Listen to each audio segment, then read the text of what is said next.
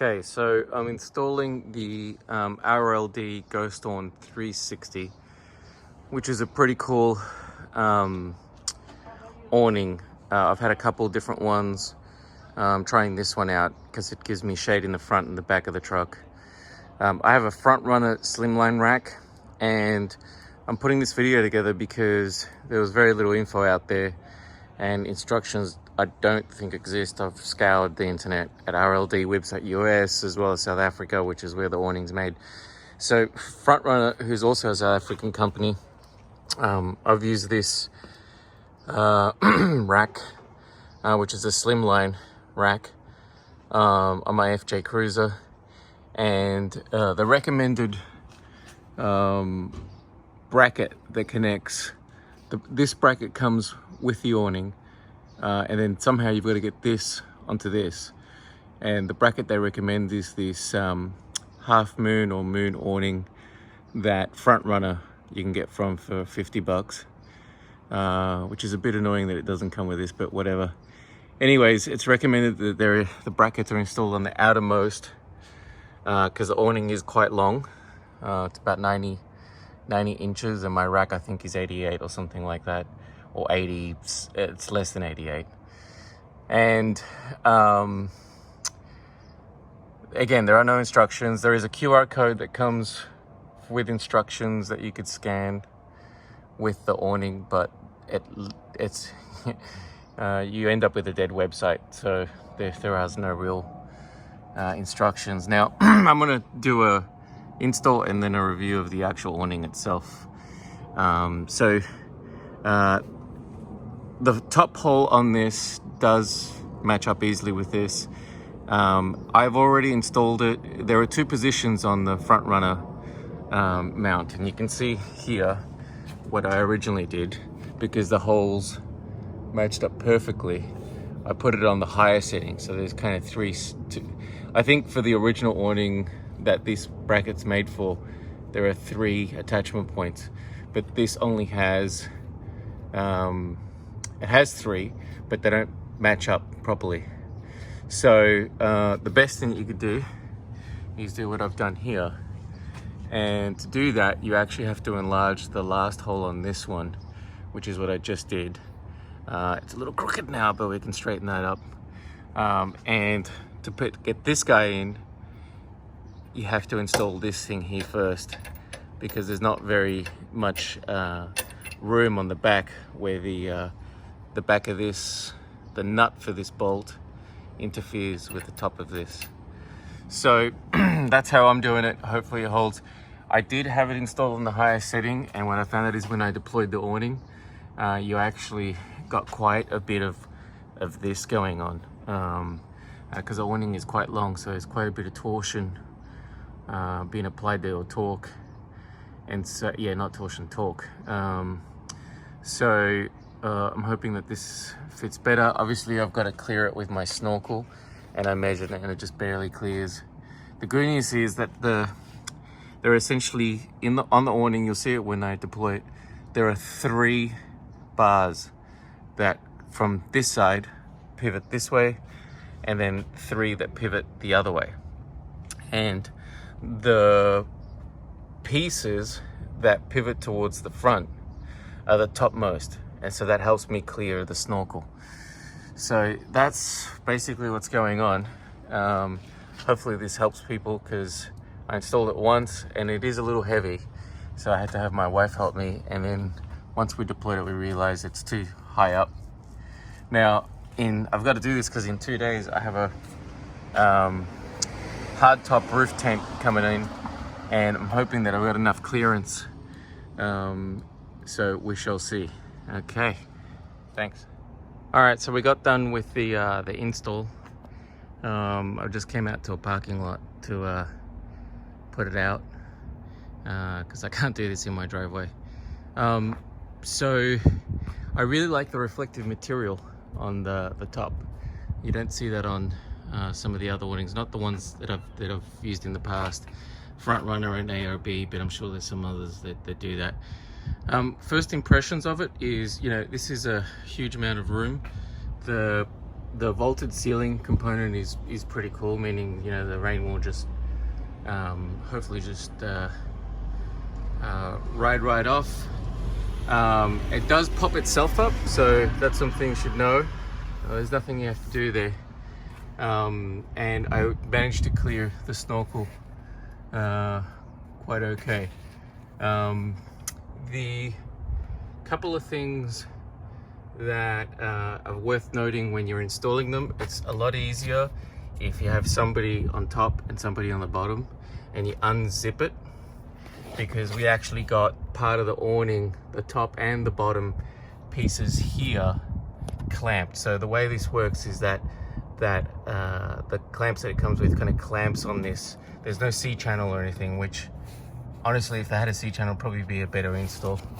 So here you see the clamp kind of going over this material. Now this material, I'm not sure how tough it is, because we actually got our tent, even though it was double packaged from Rhino Adventures down in San Diego, which was the last one they had, if I understand right. It was double packaged, so original packaging plus another box, and yet when we got it, on the top part of this, there is about a quarter size hole, which is real disappointing. So I'm not sure if this material is super tough, but it looks like it rubs with something up here, or I don't know. And then on here you can see this hole here, looks like it's rubbed with this. So an improvement here, I think, would be, you know, putting a plastic cap on this, I would imagine. Now one thing I did notice is when you pull it out, because it's so big,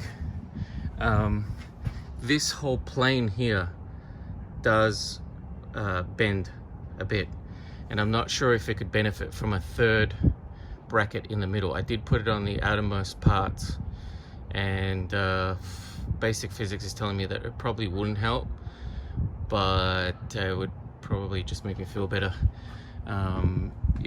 There's a slight breeze and it's moving a little bit. The other thing that we noticed when we got it, is there are these stains, just random stains on you know, these. I don't even know what this is. I don't know if this is rust or dirt or whatever.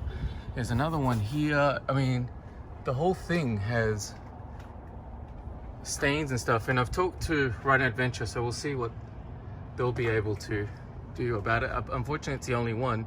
Otherwise I would return it. Like even here, that looks like a footstep to me, and I'm usually not finicky about this stuff. I mean, this is going to get wear and tear, trust me. But when you pay $1,500 for an awning, like this area here is like completely dirty. I don't know, I'm a little butthurt about it, to be honest.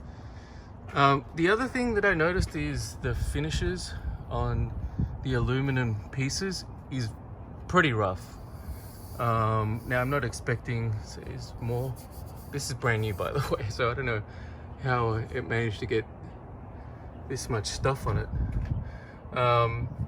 It's pretty rough. So these aren't, like, you can tell these are like cut basically, and then either hand finished but not very well. I mean, I am crap at metal, so this is like, there's all this stuff everywhere. But I'm pretty sure I could finish it off in a little bit better fashion, or it's rushed or shit, I don't know, to be honest. So overall I dig it. It's going to be interesting when I put the roof rack on. Sorry, not the roof rack, the rooftop tent. So I've guesstimated and measured. I have a roofness coming. I wanted so many other different brands, but I'm looking for something that isn't very tall, which is a joke because look how tall this thing is. Meaning thick when it's not deployed. I didn't want to add a lot of weight up there. This is actually lighter than the Alucab,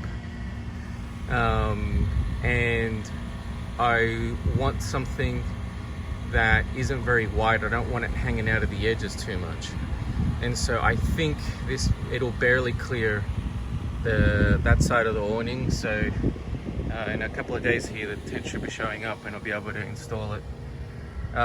So that's it. Shade wise, it's pretty good.